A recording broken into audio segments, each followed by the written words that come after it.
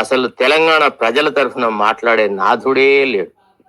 ఇవాళ ఇన్ని సమస్యలు రాష్ట్రంలో ఉండంగా, ఇంత వరి ధాన్యం సేకరణలో ఇన్ని అవకతవకలు జరుగుతున్నప్పుడు, ఇతరత్ర కార్యక్రమాల్లో రైతులు చిన్న భిన్నమవుతున్న వాళ్లకు హైదరాబాద్ జంట నగరాలు వదిలెట్టి ఇతర ప్రాంతాల వాళ్లకు ఈ Telangana rising summit means what? వాళ్ళకి ఏమర్థం?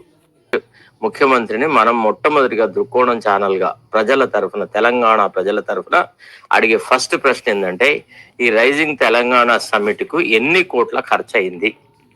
ఎంతమంది విదేశీ డెలిగేట్స్లకి, ఎంతమంది ఇతర రాష్ట్రాల నుంచి వచ్చే వాళ్ళకి మనమే ఫ్లైట్ ఛార్జీలు పే చేసినాము? వాళ్ళ బస మీద ఎంత ఖర్చు అయింది? వాళ్ళ ఫ్లైట్ ఛార్జీల మీద ఎంత ఖర్చు అయింది? వాళ్ళకి ఏమేమి గిఫ్ట్లు ఇచ్చినాము, ఏం చేసినాము అనే విషయం మీద ఒక శ్వేతపత్రము, ఒక బులెటిన్ విడుదల చేయాలి. అసలు ఇంత ఖర్చు పెట్టి మనం సాధించింది తెలంగాణ ప్రజలకు ఈనాడు ఒరిగింది ఏంది? తెలంగాణ రైతాంగానికి ఒరిగింది ఏంది? తెలంగాణ మహిళలకు ఒరిగింది ఏంది? తెలంగాణ విద్యార్థులకు ఒరిగింది ఏంది? నిరుద్యోగ యువతకు ఒరిగింది ఏంది? లేకపోతే న్యూట్రిషియస్ ఫుడ్ లేక అనారోగ్యాల పాలవుతున్నటువంటి గర్భిణీ స్త్రీలకు ఒరిగింది ఏంది? లేకపోతే పిల్లలకు ఒరిగింది ఏంది?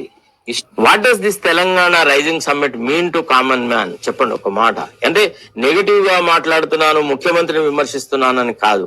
ఇవాళ తెలంగాణ ప్రజానీకం తరఫున ఎవడో ఒకడు మాట్లాడాలి, ఎవడో ఒకడు ప్రశ్నలు వేయాలి కదా.